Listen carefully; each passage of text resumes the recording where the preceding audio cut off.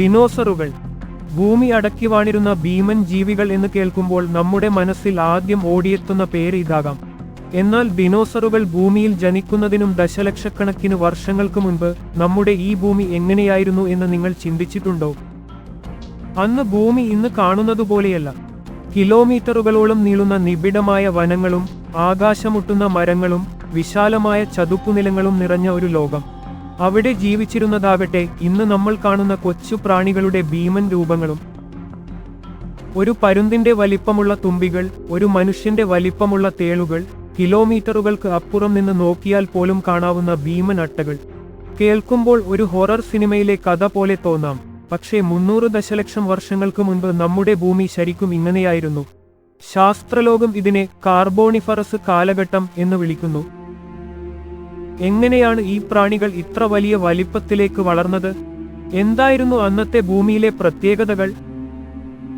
നമ്മുടെ wonder world മലയാളത്തിന്റെ ഇന്നത്തെ വീഡിയോയിൽ നമ്മൾ പോകുന്നത് ദിനോസറുകൾക്കും മുൻപുള്ള ആ ഭീകര ലോകത്തേക്കാണ്.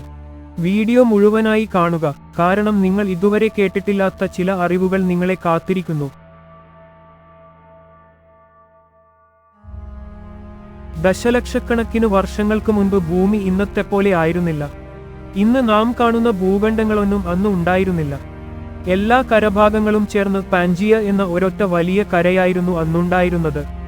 ഈ വലിയ കരയ്ക്ക് ചുറ്റുമായി ഭൂമിയുടെ പകുതിയിലധികം ഭാഗവും മൂടിക്കൊണ്ട് പന്തലസ എന്നൊരു വലിയ സമുദ്രവും ഉണ്ടായിരുന്നു. അന്നത്തെ ഭൂമിയിലെ കാലാവസ്ഥ വരണ്ടതും തണുപ്പുള്ളതുമായിരുന്നു. അതുകൊണ്ട് തന്നെ ഭൂമിയുടെ വലിയൊരു ഭാഗവും ജീവനില്ലാത്ത പാറകൾ നിറഞ്ഞ മരുഭൂമിയായിരുന്നു.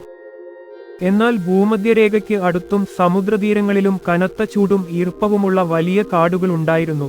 ഇന്നത്തെപ്പോലെയുള്ള മരങ്ങളല്ല, മറിച്ച് ഭീമാകാരമായ പന്നൽച്ചെടികളും പായലുകളും നിറഞ്ഞ കാടുകളായിരുന്നു അവ.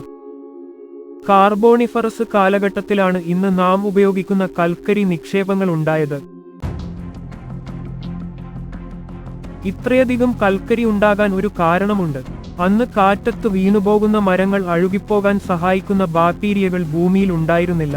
അതിനാൽ ഈ മരങ്ങൾ അവിടെ കിടന്ന് വലിയ തോതിൽ കാർബൺ പിടിച്ചുവെച്ചു. ഇതിന്റെ ഫലമായി അന്തരീക്ഷത്തിൽ കാർബൺ ഡൈ ഓക്സൈഡ് കുറയുകയും ഓക്സിജന്റെ അളവ് 30% വരെ കുതിച്ചുയരുകയും ചെയ്തു. ഈ ഉയർന്ന ഓക്സിജനും അവരെ വേട്ടയാടാൻ മറ്റു വലിയ ജീവികൾ ഇല്ലാത്തതുമാണ് നമ്മൾ ഇനി കാണാൻ പോകുന്ന ഭീമൻ പ്രാണികളുടെ ജനനത്തിന് കാരണമായത്.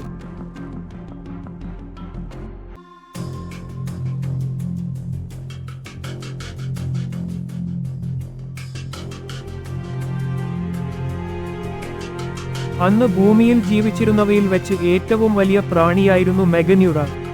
ഏകദേശം 300 ദശലക്ഷം വർഷങ്ങൾക്ക് മുൻപാണ് ഇവ ജീവിച്ചിരുന്നത്. ഇതിന്റെ ചിറകുകളുടെ വിസ്താരം 75 സെന്റിമീറ്റർ വരെയായിരുന്നു. അതായത് ഇതുവരെ കണ്ടെത്തിയിട്ടുള്ളതിൽ വെച്ച് ഏറ്റവും വലിയ പ്രാണി. ഇത്രയും വലിപ്പമുണ്ടെങ്കിലും ഇവയ്ക്ക് വെറും 100 മുതൽ 150 ഗ്രാം വരെ മാത്രമായിരുന്നു ഭാരം. ഇന്നത്തെ തുമ്പികളുമായി വളരെ സാമ്യമുള്ള ഇവയ്ക്ക് മികച്ച കാഴ്ചശക്തി നൽകുന്ന വലിയ കണ്ണുകൾ ഉണ്ടായിരുന്നു. പറക്കുന്നതിനിടയിൽ തന്നെ ഇരകളെ പിടിക്കാൻ ഇവയുടെ കാലുകളുടെ അറ്റത്ത് കൂർത്ത മുള്ളുകളുമുണ്ടായിരുന്നു. ഒരു പറക്കുന്ന കെണി പോലെയാണ് ഈ കാലുകൾ പ്രവർത്തിച്ചിരുന്നത്.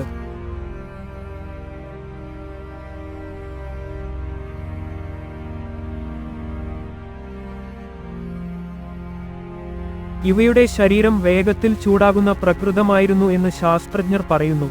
അതുകൊണ്ട് തന്നെ അധികനേരം പറക്കാൻ ഇവയ്ക്ക് കഴിഞ്ഞിരുന്നില്ല. പകരം വളരെ വേഗത്തിൽ മിന്നൽ പോലെ പറന്നുചെന്ന് പെട്ടെന്ന് ഇരയെ ആക്രമിക്കുകയായിരുന്നു ഇവരുടെ രീതി. പുഴകളുടെയും തടാകങ്ങളുടെയും തീരങ്ങളിലെ തുറസ്സായ സ്ഥലങ്ങളിലാണ് ഇവ കൂടുതലായും ജീവിച്ചിരുന്നത്. മറ്റു പ്രാണികളും ചെറിയ നട്ടെല്ലുള്ള ജീവികളുമായിരുന്നു ഈ മാംസബുക്കുകളുടെ പ്രധാന ആഹാരം. ആകാശത്ത് ഭീമൻ തുമ്പികൾ പറന്നു നടക്കുമ്പോൾ താഴെ കരയിൽ വേറൊരു ഭീകരൻ ജീവിച്ചിരിപ്പുണ്ടായിരുന്നു.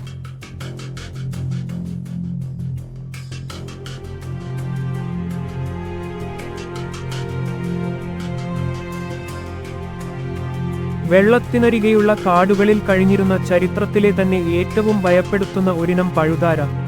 അതാണ് ആർത്രോപ്ലൂറ. ലഭിച്ച ഫോസിലുകൾ വെച്ച് നോക്കുമ്പോൾ ഇവയ്ക്ക് ഏകദേശം 2.5 മീറ്റർ നീളവും 50 സെന്റിമീറ്റർ വീതിയും ഉണ്ടായിരുന്നു. അതായത് 50 മുതൽ 100 കിലോ വരെ ഭാരം വരുന്ന ഒരു വമ്പൻ. ഭൂമധ്യരേഖയ്ക്ക് അടുത്തുള്ള സമുദ്രതീരങ്ങളിലും ആഴം കുറഞ്ഞ വെള്ളത്തിലുമാണ് ഇവ കൂടുതലും ജീവിച്ചിരുന്നത്. ജീവിതത്തിന്റെ ചില ഘട്ടങ്ങളിൽ ഇവ വെള്ളത്തിലും കരയിലുമായി ജീവിച്ചിരുന്നു. വളരുന്നതിനനുസരിച്ച് ഇവ പുറംതോട് പൊഴിച്ചിരുന്നു. തോട് പൊഴിക്കുന്ന ഈ സമയത്ത് ശരീരത്തിന് മൃദുവായതിനാൽ മറ്റ് ജീവികൾ പെട്ടെന്ന് ആക്രമിക്കാൻ സാധ്യതയുണ്ട്. അതുകൊണ്ട് ഈ സമയത്ത് ഇവ പൂർണ്ണമായും വെള്ളത്തിനടിയിലോ വലിയ മരങ്ങളുടെ പോടുകളിലോ അല്ലെങ്കിൽ നനഞ്ഞ മണ്ണിലോ ഒളിച്ചിരിക്കുകയായിരുന്നു പതിവ്.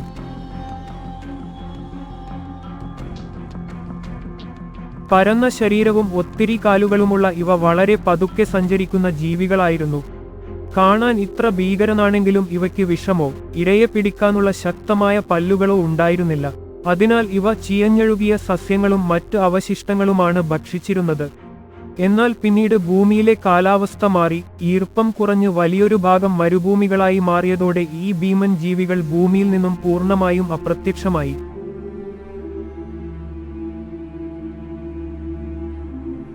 ഇതൊക്കെ കരയിലെ രാക്ഷസന്മാർ മാത്രമായിരുന്നു. എന്നാൽ ഇതേ സമയം ഇരുണ്ട കടലിന്റെ അടിത്തട്ടിൽ ഇതിലും വലിയ ഭീകരന്മാർ ജീവിച്ചിരിപ്പുണ്ടായിരുന്നു. ഒറ്റയടിക്ക് ഇരയെ വിഴുങ്ങുന്ന കടൽ തീരങ്ങളിലെ യഥാർത്ഥ രാക്ഷസന്മാർ. അവർ ആരൊക്കെയാണെന്ന് അറിയാൻ അടുത്ത ഭാഗത്തിനായി കാത്തിരിക്കുക. വീഡിയോ ഇഷ്ടപ്പെട്ടാൽ ലൈക്ക് ചെയ്യാനും ചാനൽ സബ്സ്ക്രൈബ് ചെയ്യാനും മറക്കല്ലേ.